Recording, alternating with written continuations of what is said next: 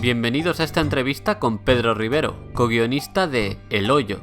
Comenzaremos hablando sobre el desarrollo de la película, con algunos detalles sobre la historia que se nos cuenta e intentaremos dar respuesta a algunas preguntas de internet.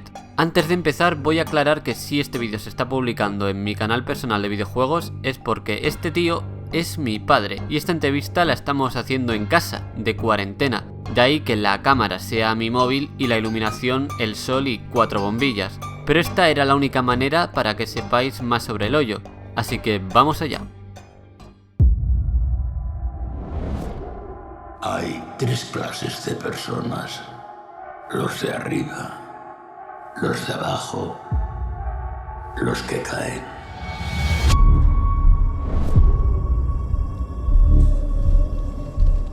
El hoyo. Sí, el hoyo. ¿Y usted sabe en qué consiste esto del hoyo? Obvio. Comer ¿Qué vamos a comer? lo que les sobra a los de arriba. El origen del hoyo es una idea de David Tesola, co-guionista de la película, que pensó inicialmente para una obra de teatro que no llegó a desarrollar y a mí me mandó las primeras 20-25 páginas, pues hará como hace 12 años, el 2007, 2008, no recuerdo muy bien, y a mí me interesó desde el primer momento. Me parecía que la premisa tenía muchísimas posibilidades de explotación, de un juego metafórico, y a partir de esas 20 páginas yo completé una primera versión de la obra de teatro que luego nunca llegó a representarse y se nos quedó ahí en un cajón. En el año 2014, cuando estaba yo haciendo Psiconautas, hablé con Carlos Juárez, amigo mío y productor de Basque Films, y bueno, estaban valorando algún proyecto para dirigir con Galder, el director. Todavía no tenían muy claro qué proyecto querían hacer y a mí se me ocurrió pues enviarle la obra de teatro, porque sé que a Carlos le interesa siempre cualquier cosa que tiene temática social. Y bueno, Carlos lo leyó, enseguida le gustó. Galder enseguida también quedó enamorado de la premisa y a partir de ese momento, bueno, pues fuimos hablando poco a poco de la posibilidad de adaptarlo como obra cinematográfica. Finalmente quedamos, creo que fue en febrero o marzo de 2015, David, Galder y yo, aquí en Bilbao, y nos juntamos para, aparte de corrernos una juerga, hablar un poquito sobre cuál deberían ser las líneas que deberían dominar en la adaptación. Y a partir de ahí, David escribió una primera versión, mientras yo seguía terminando Psiconautas. Lo que pasa es que tuvimos un periodo en el cual pues todavía el proyecto no tenía avisos de financiación y eso hizo que quedara un poco en stand-by durante año y medio, hasta que finalmente en el año 2017 volvimos a retomarlo con fuerza, la escritura del guión, teniendo en cuenta bastante cuál era el enfoque fílmico que le iba a dar Galder. Claro, cuando escribes con otra persona, escribir a 4 manos es mentira. Y de hecho David y yo nunca llegamos a estar en la misma habitación escribiendo juntos. Lo que hacíamos era escribir en distancia. Uno hacía una versión, se la mandaba al otro, el otro hacía otra versión, le quitaba los chistes a uno, luego se la devolvía, el otro le quitaba los otros chistes y así íbamos como jodiéndonos el guión uno a otro y al mismo tiempo mejorándolo, ¿no? Y luego venía Galder y nos decía, bueno, esto no lo veo claro y demás. Y bueno, pues la verdad es que la escritura no deja de ser un consenso en el cual sacrificas generalmente muchas ideas que puedes tener de partida por ti mismo. Y creo que es conveniente además escribir con otra persona porque pones un poco en prueba qué ideas resultan y qué ideas está comprendiendo la otra persona. Hay muchas diferencias entre un texto teatral y un texto cinematográfico. El texto teatral suele tener muchísimo más peso el texto, porque hay un acompañamiento escénico menor. Todo lo que acontece sobre el escenario tiene un carácter mucho más representativo y por lo tanto ideológico. Mientras que el cine, la ventaja que tiene es que es mucho más empático y que los personajes acaban definiéndose mucho más por las acciones, es más conductista. Obvio que tienes que despojar de muchas palabras al texto para que pueda ser presentado o lanzado al espectador mediante la interpretación y mediante elementos más cinematográficos. Hay mucho texto, hay mucho diálogo, hay muchas frases que la gente que está viendo ahora la película termina de verla y se queda con ellas, ¿no? Frases poderosas, cargadas de significado, pero claro, no puedes regodearte continuamente, ¿no? en un discurso. Y al margen de eso, que es algo muy importante, y más teniendo en cuenta que el escenario es continuamente el mismo a lo largo de los 95 minutos de película, tienes que ser muy consciente de que el espectador no se puede aburrir en ningún momento, y eso que estás describiendo en muchos casos una rutina diaria. Tuvimos bastante debate acerca del contenido, algunas partes que brillaban en la obra de teatro, también en la primera versión del guión, que sin embargo fuimos eludiendo poco a poco, fuimos suprimiendo a medida que queríamos llegar a un concepto de película que no estuviese cargado de un significado demasiado verbalizado.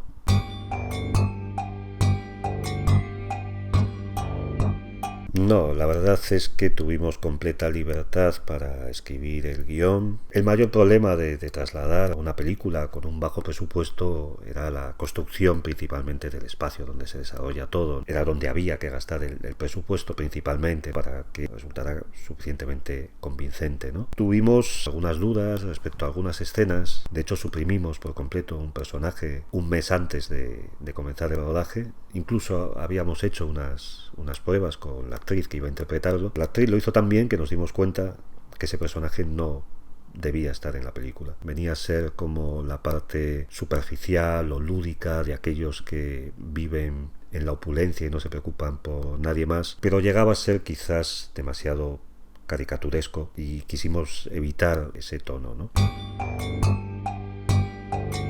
Bueno, saber cuándo has terminado un guión no es algo tan sencillo, sobre todo porque siempre estás dándole vueltas a poder cambiar cualquier mínima cosa, o siempre hay algún detalle que piensas que se te ha quedado sin desarrollar. Pero en realidad es positivo pensar que todavía tienes un margen de cambiar alguna cosa. ¿Por qué? Porque en realidad el guión es una herramienta. Tú puedes tienes que volcar todo lo que puedas, todo lo que tengas en mente, tratar de estructurar lo mejor posible, tratar de que sea comprensible a todos los niveles.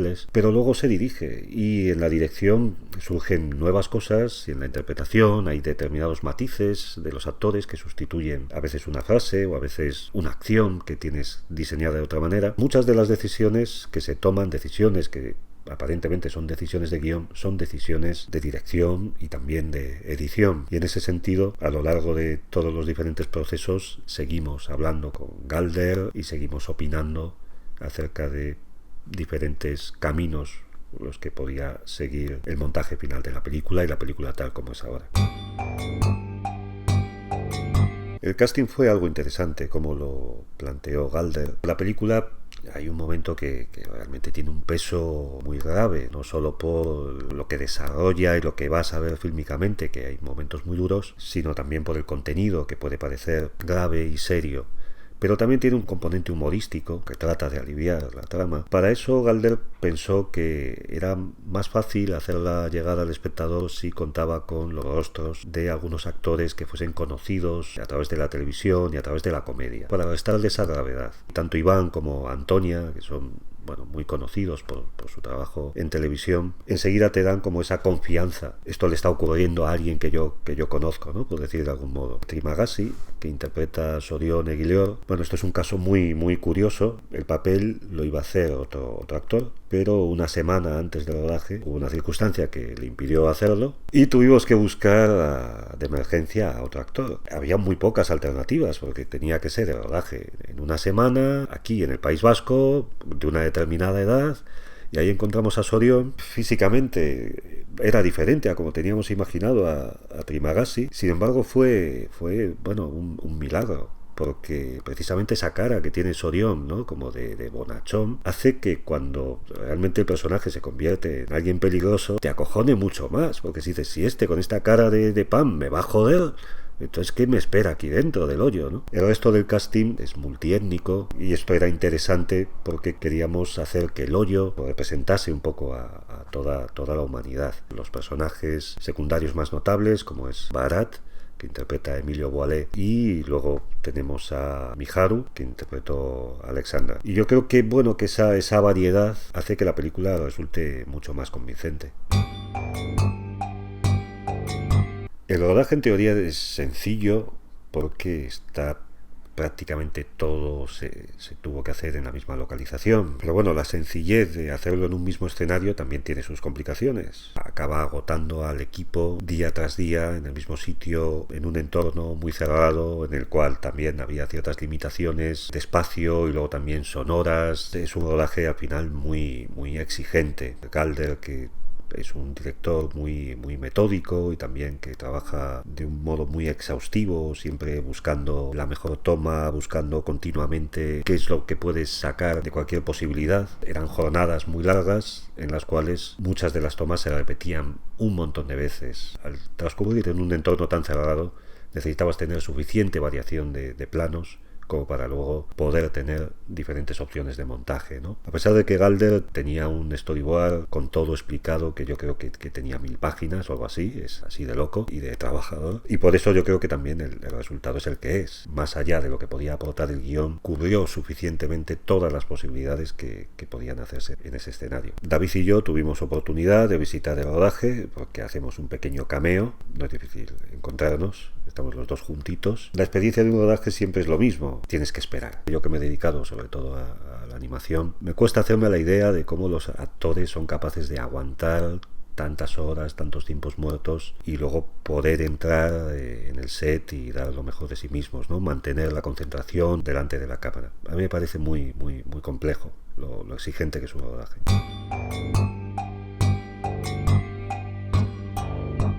Fue bastante bonito para todos los que formamos parte de la película llegar a tener este reconocimiento en los Goya. Prácticamente todos los efectos digitales están hechos por una sola persona, por Iñaki Madariaga. Luego están los efectos que no son digitales, a cargo de Mario. Imaginaos un poco el trabajo que tiene que ser que una sola persona se encargue de toda esa tarea, y esto tuvo que ir haciéndolo en paralelo a que se hacía el montaje, lo cual siempre, claro, cuando entras en la dinámica de postproducción tienes que coordinarte muy bien para que puedan ir avanzando al mismo tiempo. Aparentemente no tiene grandes desafíos en cuanto a los efectos especiales, pero es que precisamente porque no tiene grandes desafíos, los que hay tienen que colar perfectamente, ¿no? Yo creo que lo que ha gustado de la película es la lectura tan contundente que tiene acerca de la desigualdad, y que lo hace como una parábola que tiene muchas lecturas, pero al mismo tiempo sin ninguna concesión. Es muy directa y enseguida comprendes qué es lo que te está planteando y no te da un minuto de respiro. El trabajo más allá del guión nos entrega una película que es una experiencia continua y que se convierte en una película totalmente de género, un thriller, de ahí que haya podido ganar en Sitges o que ganase en Toronto. Hay que decir que nosotros cuando empezamos a escribir nunca pensamos que fuese una película tan de género. De hecho, David pensaba que esto era una comedia y yo siempre pensé que era un drama social. El único consejo que le di al director, a Galder, fue: sobre todo, no te tomes esta película en serio. Y se la tomó en serio. Y bueno, entre esas dos visiones que están quizás un poco alejadas una de la otra, lo que hace que tenga sentido es esa visión de tratarlo como un thriller con todos esos componentes humorísticos y sociales, tal como lo ha construido Galder en la película, ¿no? Un mensaje y una forma muy universales.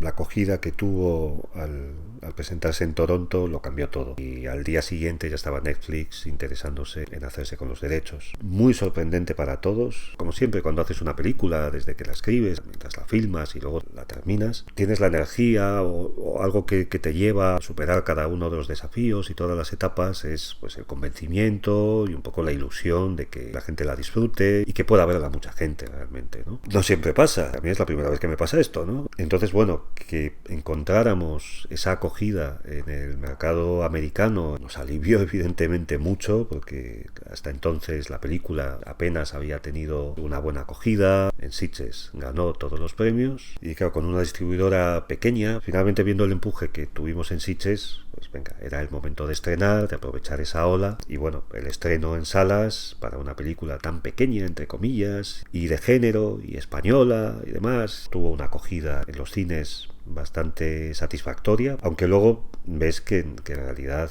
más allá de que trabajes con una distribuidora pequeña que hace lo que puede, la gente pasa un montón del cine español, que hace muy poco esfuerzo por ir a verlo. Claro, ahora que se ha pasado en Netflix y la ha visto mucha gente, pues puedes leer muchos tweets y muchos comentarios de gente que dice, ¿no? Joder, ¿cómo se me pudo pasar esta película? Joder, pues porque te importaba un huevo, cabrón, ¿sabes? No quisiste, ¿sabes? Interesarte en el cine español que se estaba estrenando. Es así, ¿no? Si no tienes una promoción muy fuerte, es muy difícil llegar a la media, digamos, del público más palomitero y que al final es el que te va a llenar una sala. Luego también tenemos algunas buenas noticias, como más allá del estreno en Netflix, en algunos países como Hong Kong, que se ha estrenado en cines y además con las limitaciones del coronavirus, pues ha tenido una respuesta por parte del público magnífica, ha recaudado en 4 días la mitad que Parásitos en 39 semanas. Está en el top 3 en casi todos los países del mundo, en Latinoamérica, en India, en Europa, también en Estados Unidos ha sido trending topic.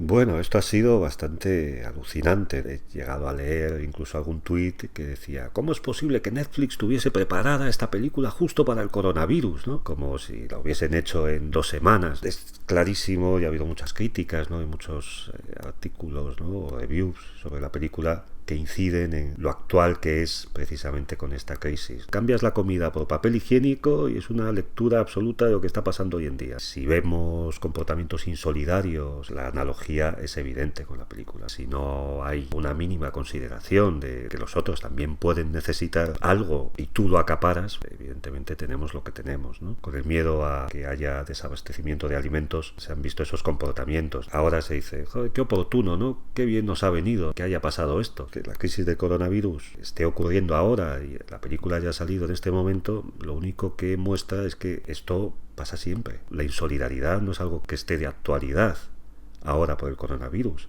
Lo vemos más, pero pasa continuamente. O cambia el ser humano o esta película va a estar siempre de actualidad. No hay ningún motivo para que exista El Hoyo. Es una representación de cualquier estructura administrativa o social que nos condiciona o nos obliga a seguir una serie de pautas para obtener una recompensa, como en el caso del protagonista. Acaba allí por la promesa de un título homologado. Quizás esto nos podría llevar a la reflexión de qué cosas estamos dispuestos a hacer para conseguir determinados hitos sociales, ¿no? Claro, dentro de estas circunstancias en las que tiene que vivir el personaje, el protagonista, Gorem, cómo superar, ¿no? Este tipo de trabas, de impedimentos para que todo el mundo pueda tener una oportunidad de supervivencia. Ya de algún modo se indica, ¿no? Con el libro con el que entra, que es el Quijote, casi toma la determinación más loca que puede haber, ¿no? Que es emprender un viaje contra la cordura, tratar de convencer a los demás de que sean solidarios, está destinado a estrellarse como el Quijote con los molinos, ¿no? Si el mensaje llega o no es un poco una interpretación que podemos hacer cada uno de nosotros. Depende un tanto de lo que sintamos o de cuál sea nuestra perspectiva de esperanzas en la humanidad. Lo importante, como decía Pío Baroja, ¿no? En el árbol de la ciencia, puede que no podamos cambiar el mundo, pero sí podemos cambiar aquello que nos rodea. Que acabe llegando al final del todo, que acabe siendo determinante para un cambio a nivel global dentro del hoyo, no lo sabemos, pero sí sabemos que lo intenta dentro de sus posibilidades.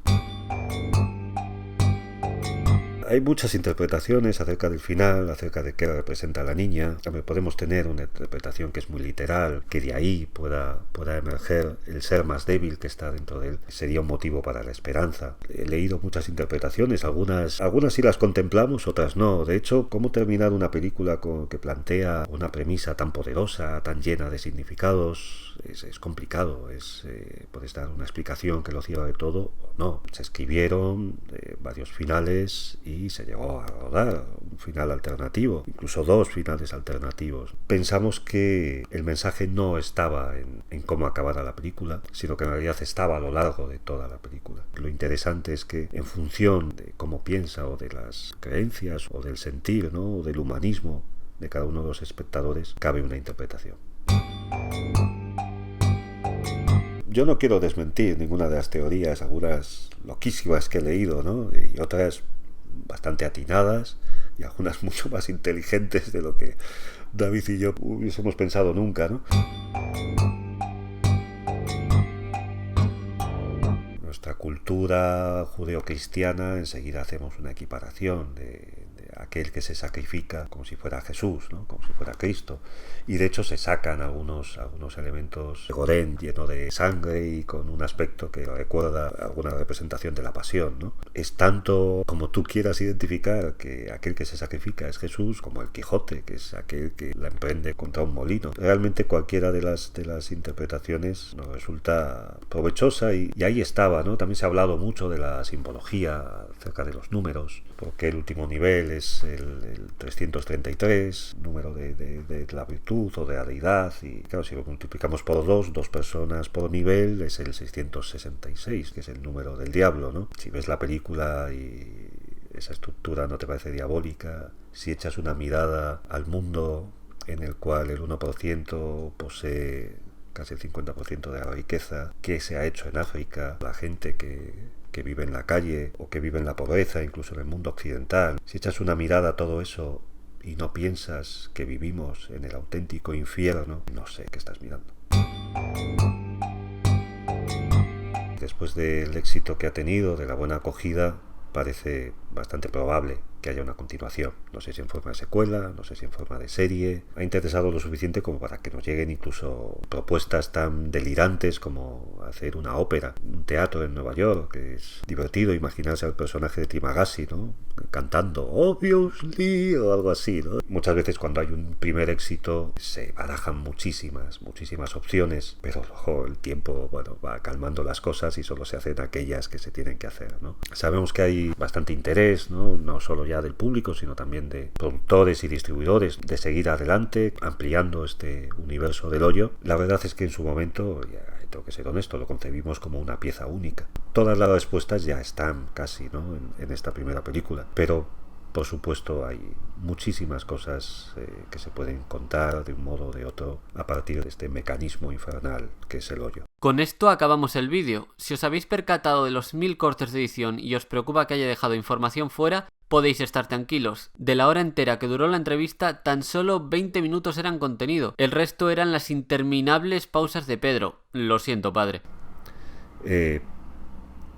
Pues bueno, es un significado demasiado verbalizado. De todas formas, sois libres de dejar un comentario con las dudas y teorías que os queden, y resolveré todas las que pueda, o al menos las que me permitan. Y bueno, normalmente las entrevistas ahora se dan la mano y se marchan, pero estamos en casa, así que... El hambre desata la locura.